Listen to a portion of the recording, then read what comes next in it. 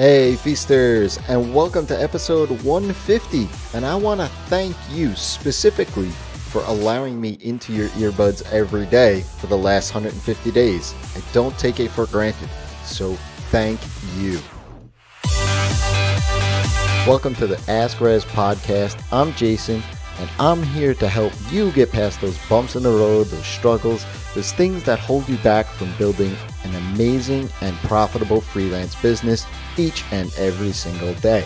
And today, on this milestone episode of 150, I really honestly never thought we'd get here. But to be honest with you, I do really and humbly appreciate your attention for a few minutes each and every single day. So thank you very much for doing so.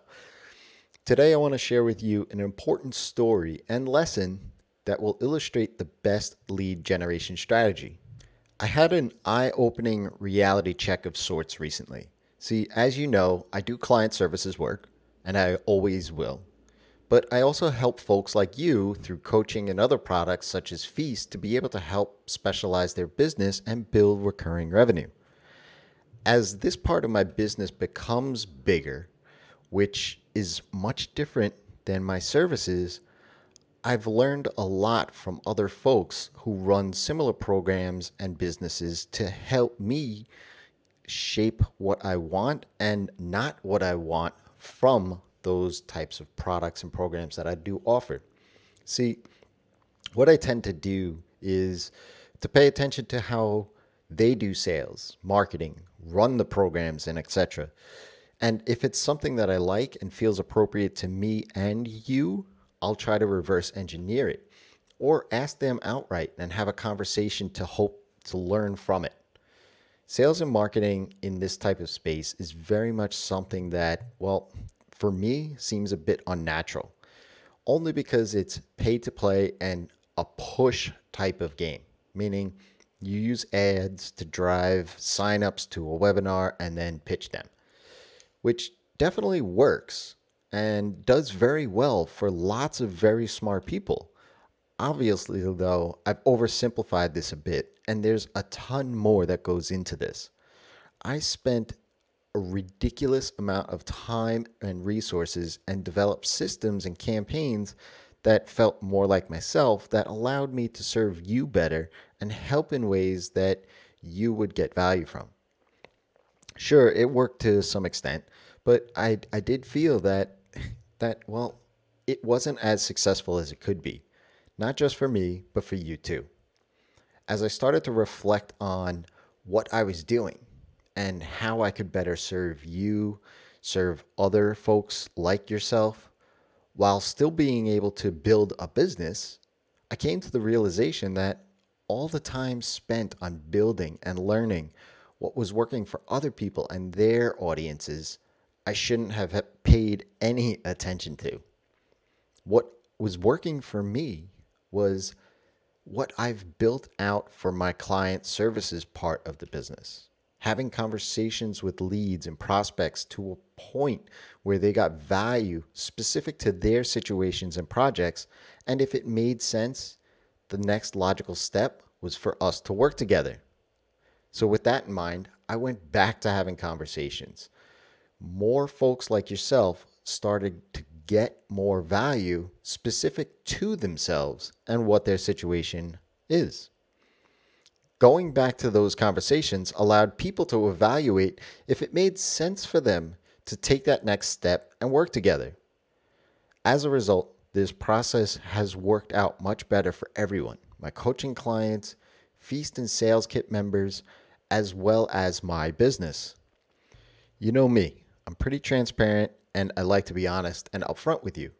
So I share this with you so that maybe you see the value in not getting distracted by the new shiny strategy, whether that is Facebook ads, blogging, speaking, podcasting, or something else that you see working for someone else. If you have a business right now and you have sales coming in right now, then that's what's working for you in your business.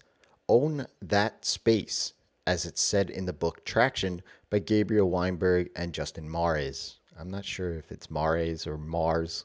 I'm going to go with Mares. Sorry, Justin, if you are listening to this. As it said in the book, though, often we'll find success. And then, right when we hit about 80% capacity of that particular channel, we'll move on to try the next thing. Since you've explored that channel and know what's working and what's not working, that's your best strategy. Make sure you completely exhaust that channel to the point where you start to see a decline in the performance of that channel. Companies still use direct mailers because it works for them. They know it works for them, and they can expect certain results from it. Even though the local businesses that you see in those mailers could probably leverage the power and data of Facebook ads, but they don't, at least not yet anyway. The idea of doing what's working is the best strategy for you if you decide to, well, take on a new type of client or try a new revenue stream for your business as well. This is because it's something you already know and something you've already built into your business. So you don't need to spend money and time learning a brand new strategy or channel. If you focus on trying to sell to leads in the way that you know how, then you know if the thing you are selling is viable or not. When you try and sell something new with a new strategy, or you're trying to sell to someone new with a new strategy, if you aren't closing those deals, you won't know if it's your thing or the strategy. The best lead generation strategy is what's going to be natural for you as well. One thing that any freelancer I've ever spoken to has said is that they don't like sales. So if writing posts is natural and it's what works best for you, then continue to write on your blog. If video works, stay with that and make sure you leverage YouTube to its fullest potential. If podcasting works, pull up that mic and continue to talk. If Facebook ads are working, then stick with it and don't bother starting a podcast. All these marketing channels work for certain people because it's what they are good at and they see results from. Don't stop at the 80%. Completely own the channel until the point where you know it's starting to decline. You are much better off putting complete focus in on what's working right now with anything new you want to introduce into your business, whether that's services or people. I'm not saying to not try and explore other channels. You should do so. But the best strategy is the one you know works and fits natural for you. If you have a question, ask Rezzz. That's me, by leaving me a tweet at Rezzz on Twitter, or head on over to AskRezzz.com and check out one of the 150 episodes that, well, I guess 149 other episodes that I've answered the questions on. Until next time, it's your time to live in the feast.